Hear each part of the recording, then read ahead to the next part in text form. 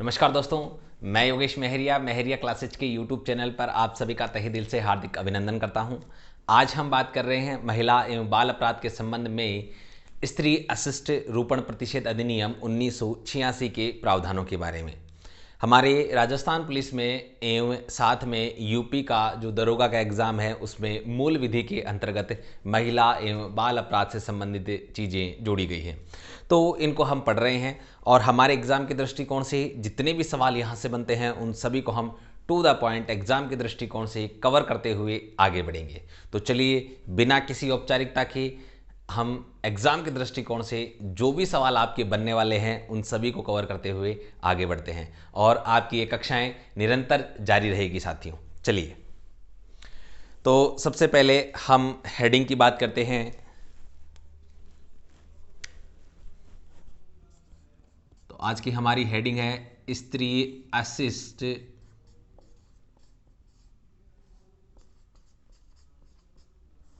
रोपण प्रतिषेध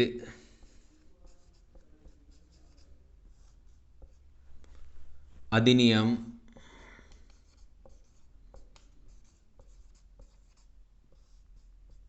1986। साथियों देखिए, सबसे पहले तो हम बात करें, इसको हम अन्य नामों से भी जान सकते हैं या अन्य नामों से भी इस एक्ट को जाना जा सकता है। जैसे हमारा सीधा सा दिया जाता है स्त्री अशिष्ट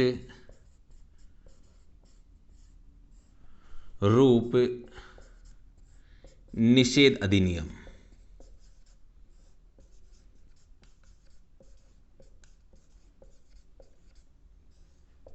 1986। ठीक है, इस प्रकार से और भी हैं, लेकिन आपको मुख्य रूप से एग्जाम के दृष्टिकोण से आपको यही याद रखना है, क्योंकि भारत सरकार द्वारा जो नोटिफिकेशन, जो हम कहें, जो राजपत्र जारी किया जाता है, जो अधिसूचना जारी की जाती है, जो गजट जारी किया जाता है, उसमें इसी नाम का उल्लेख है और एकदम करेक्ट यही होगा साथियों। ठीक है, ये तो अन्य है, संभावित इस प्रकार से नहीं पूछकर हो सकता है वो आपसे इस प्रकार का नाम दे दे और सवाल पूछ ले, तो आपको घबराने की आवश्यकता नहीं है। चलिए आगे हम बात करते हैं इस एक्ट के संबंध में अन्य प्रावधानों के बारे में। सबसे पहले तो हम बात करें एक्ट राजपत्र में कब प्रकाशित हुआ था।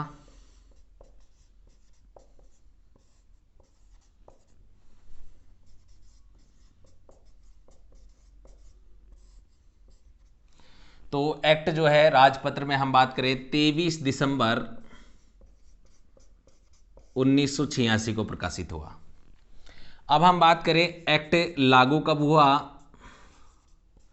तो देखो साथियों, ये एक्ट लागू हुआ था राजपत्र में 28 को ये पब्लिश हुआ।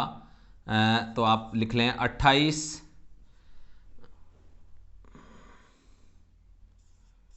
सितंबर 1987 को। ठीक है, तो ये 28 सितंबर 1987 को ये एक्ट में लागू हुआ। आप इसको इस प्रकार से भी थोड़ा लिख सकते हैं ताकि याद करने में आसानी रहेगी। चलिए हम बात करें एक्ट की प्रकृति कैसी है। तो देखो साथियों, एक्ट की प्रकृति है सांविधिक। मैंने आपको पहले भी बताया है कि कोई भी एक्ट बनेगा यदि वो एक अधिनियम के रूप में है, वो एक कानून के रूप में है, और उसका जो हम बात करें उस कानून का जो है निर्माण की हम या बात करें, तो ये निर्माण यदि संसद द्वारा किया गया है या हम बात करें संबंधित राज्यों की जो राज्य विधानसभाएं हैं उनके द्वारा किया गया है, तो हम बात करेंगे इसकी उस अधिनियम की प्रकृति कैसी होगी, सांवैधिक होगी। क्योंकि हम जो कानून पढ़ते हैं वो दो प्रकार का पढ़ते हैं, एक तो सांविधिक और एक होता है संवैधानिक। तो साथियों, जिसका उल्लेख संविधान में है वो तो हो जाएगा संवैधानिक, और जिसका संविधान में नहीं है, जिसका निर्माण संसद द्वारा अलग से एक कानून के रूप में किया गया है, वो कैसा होगा, सांविधिक प्रकृति का। ठीक है, आगे हम बात करते हैं एक्ट में भाग कितने हैं। तो देखो साथियों, एक्ट में भाग शून्य हैं। हम बात करें इस एक्ट में धाराएं कितनी हैं, तो मैं आपको बता दूं इस एक्ट में टोटल 10 धाराएं हैं। तो अब यहां से सवाल क्या बनेंगे, सवाल आपके मुख्य रूप से एक तो ये धाराओं वाला पूछा जाएगा। ठीक है, इसके अतिरिक्त आपसे ये एक्ट की प्रकृति पूछी जा सकती है, यहाँ से मुख्य रूप से आपके एग्जाम के दृष्टिकोण से 2 ही सवाल इंपॉर्टेंट हैं, बाकी ये जहाँ सामान्य जानकारी आपको याद रखनी है। लेकिन सबसे पहला ही इंपॉर्टेंट सवाल जो है आपकी हेडिंग से बनेगा, स्त्री अशिष्ट रूप प्रतिषेध अधिनियम किस वर्ष पारित किया गया? भारतीय संसद द्वारा किस वर्ष पारित किया गया? तो आपको याद रखना है 1986। दूसरी चीज, स्त्री अशिष्ट रूप प्रतिषेध अधिनियम किस वर्ष लागू हुआ? आपसे डेट नहीं पूछकर सीधा ओनली सन पूछा जाएगा, तो यहां से ये भी इंपॉर्टेंट है साथियों। आपके सामने अब यहां पर कितनी चीजें इंपॉर्टेंट हो गई? केवल 4 चीजें। पहला, एक्ट कब बना, दूसरा लागू कब हुआ, इसकी प्रकृति कैसी है, इसमें धाराएं कितनी है, क्योंकि भाग तो है ही नहीं, और जब नहीं है तो आपसे पूछेगा भी नहीं साथियों। तो चलिए, उम्मीद करता हूं यहां तक के आपके सभी कंसेप्ट जो हैं क्लियर हो गए होंगे। तो चलिए, अब इस एक्ट की जो 10 धाराएं हैं उनकी पहले हम हेडिंग पढ़ेंगे और फिर हम उनकी विस्तृत व्याख्या के रूप में इनको हम पढ़ेंगे साथियों। तो चलिए फटाफट से आप इसका स्क्रीनशॉट ले लीजिए ताकि हम आगे धाराओं के बारे में बात कर सकें। तो चलिए इस एक्ट की धाराओं की बात हम करते हैं। सबसे पहले हम बात करेंगे धारा 1 के बारे में। जैसा कि आप सभी को विदित है, प्रत्येक एक्ट की धारा में उस एक्ट का संक्षिप्त नाम, ठीक है, इसके बाद में इसका विस्तार, इसके बाद में इस एक्ट के प्रारंभ होने की तिथि,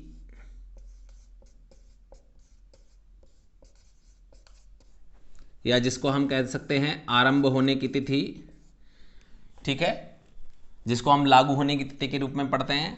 आगे हम बात करें, इस एक्ट की धारा 2 प्रावधान करती है परिभाषाओं का।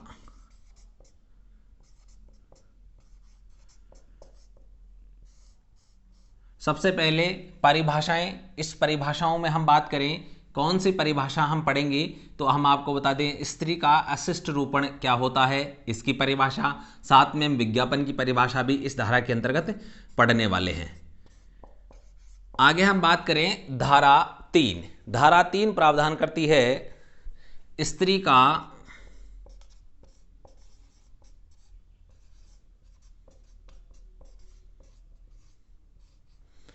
अशिष्ट रूपण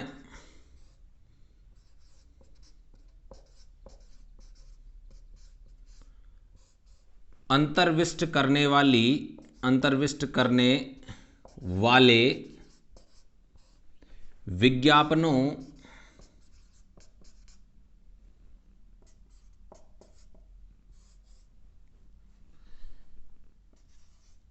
के प्रकाशन पर रोक।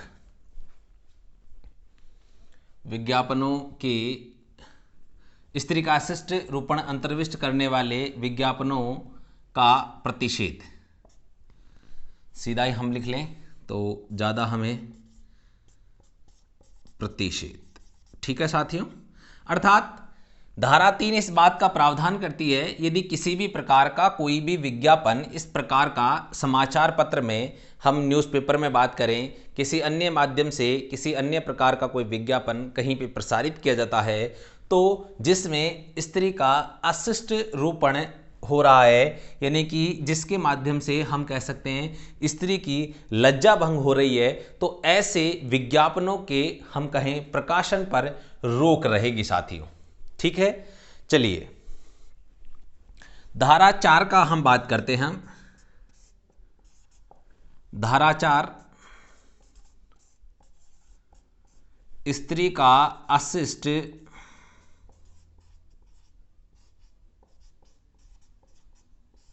रूपण अंतर्विष्ट करने वाली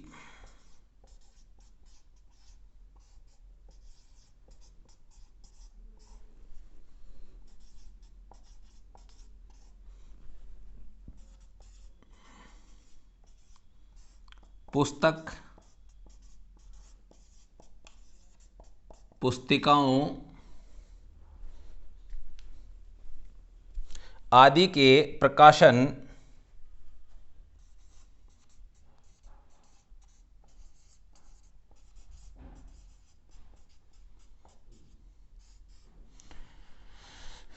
या डाक द्वारा भेजे जाने पर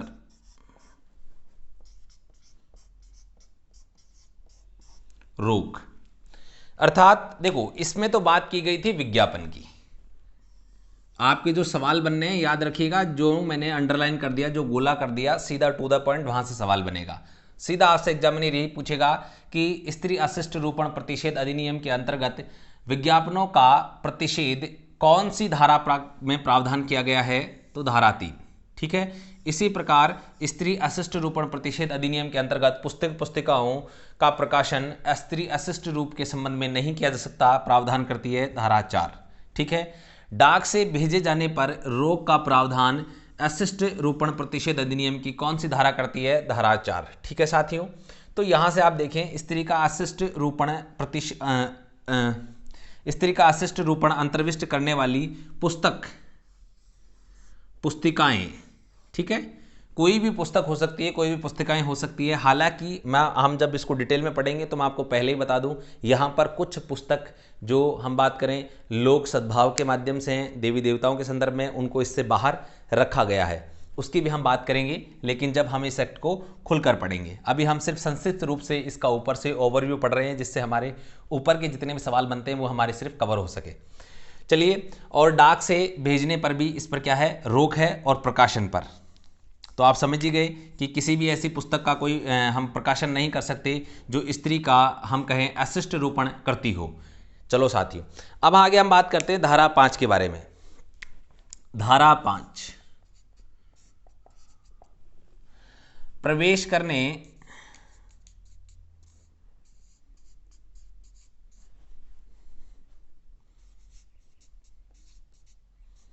और तलाशी लेने का अधिकार।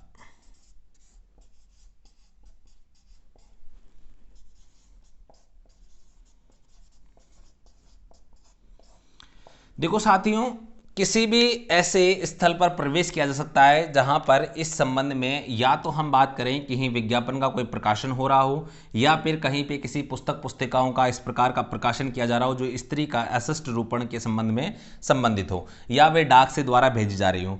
ऐसे सभी स्थलों पर जो है संबंधित अधिकारी प्रवेश कर सकता है और उसकी तलाशी ले सकता है। लेकिन कौन? राज्य सरकार द्वारा प्राधिकृत राजपत्रित अधिकारी। तो आप इतना याद रखना है, राज्य सरकार द्वारा प्राधिकृत या अधिकृत, यानी कि जिसको राज्य सरकार ने अधिकृत किया गया है, जिसने राज्य सरकार को इस काम की जिम्मेदारी दी गई है। लेकिन वो कौन होगा? राजपत्रित अधिकारी।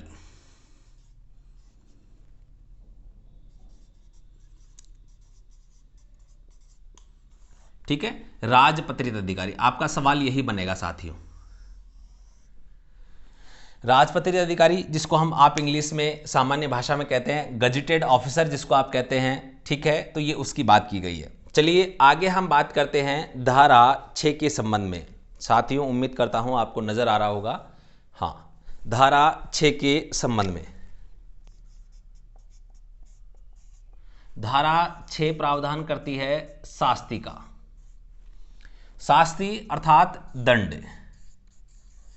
अब साथियों, यहां पर इसके अंतर्गत दंड का प्रावधान किया गया है दो प्रकार से, कि यदि कोई व्यक्ति पहली बार दंड अपराध करता है तो प्रथम दोष सिद्धि पर, और द्वितीय या उससे अधिक बार दोष सिद्धि पर जो है समान दंड का प्रावधान यहां पर दो रूपों में किया गया है। इसको जब हम अधिनियम पढ़ेंगे तब बात करेंगे।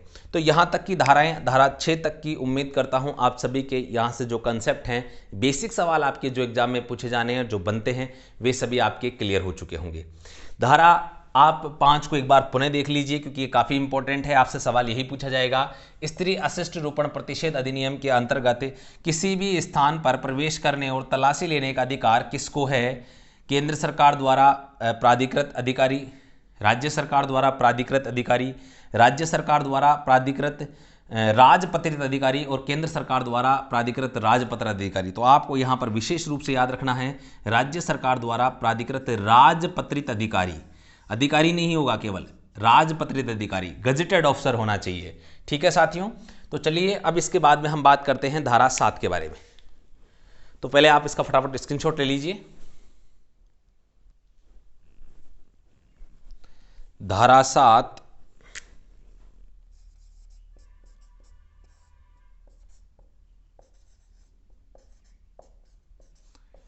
कंपनियों द्वारा अपराध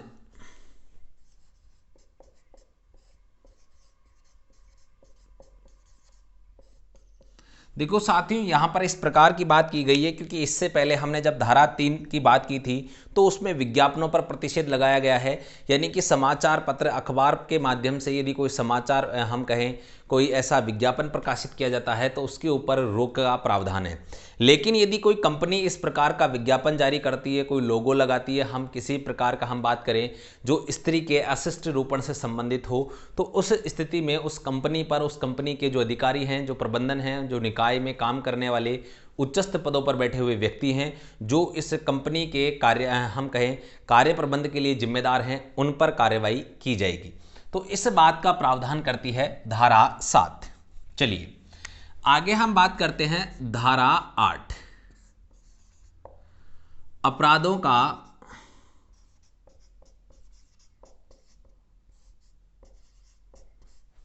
संज्ञेय तथा जमानतीय होना।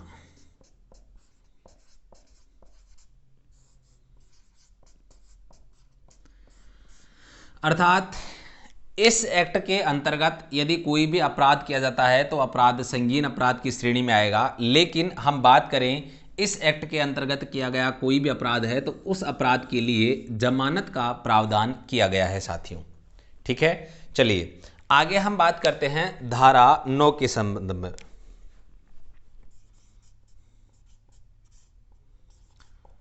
धारा 9 प्रावधान करती है सद्भावना पूर्वक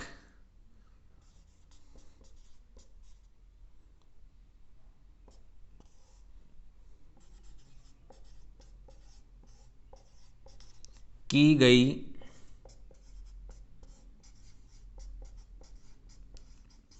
कार्रवाई।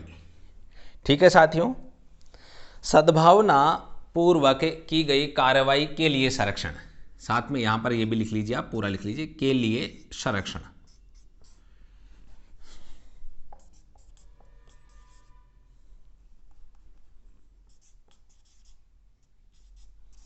ठीक है, सद्भावना पूर्वक की गई कार्रवाई के लिए संरक्षण मतलब देखो, इस एक्ट के अंतर्गत कोई भी राजपत्रित अधिकारी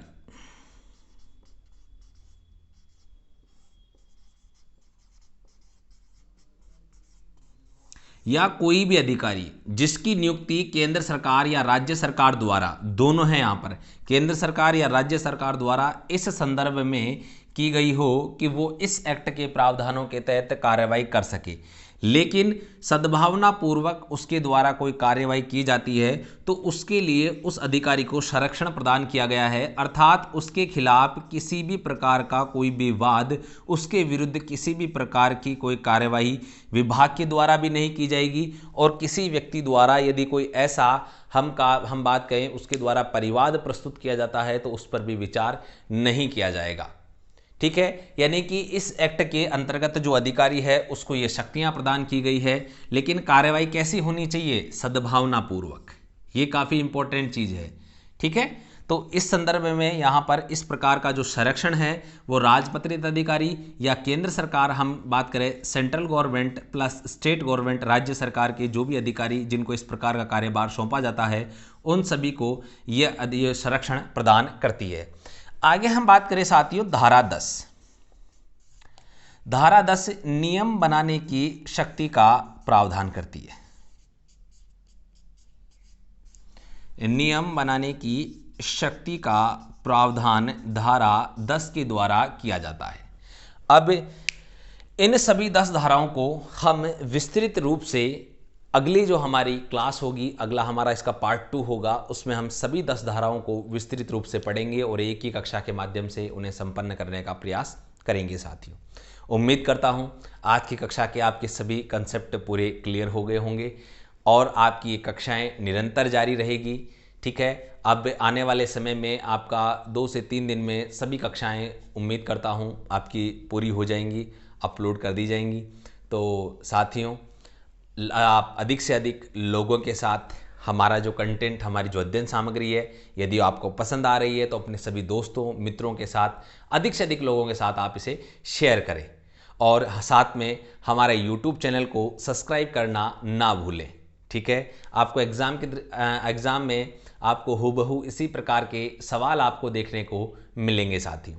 तो उम्मीद करता हूँ एक बार पुनः नए विषय के साथ हम उपस्थित होंगे। साथ में हम कुछ और अध्ययन सामग्री और बेहतरीन कंटेंट लेकर आपके सामने उपस्थित होंगे साथियों। तो आपका प्यार सदैव यूं ही मिलता रहे। तो चलिए, इसी के साथ मैं आप सभी से विदा लेना चाहता हूं। चलिए, जय हिंद, जय भारत मेरे साथियों।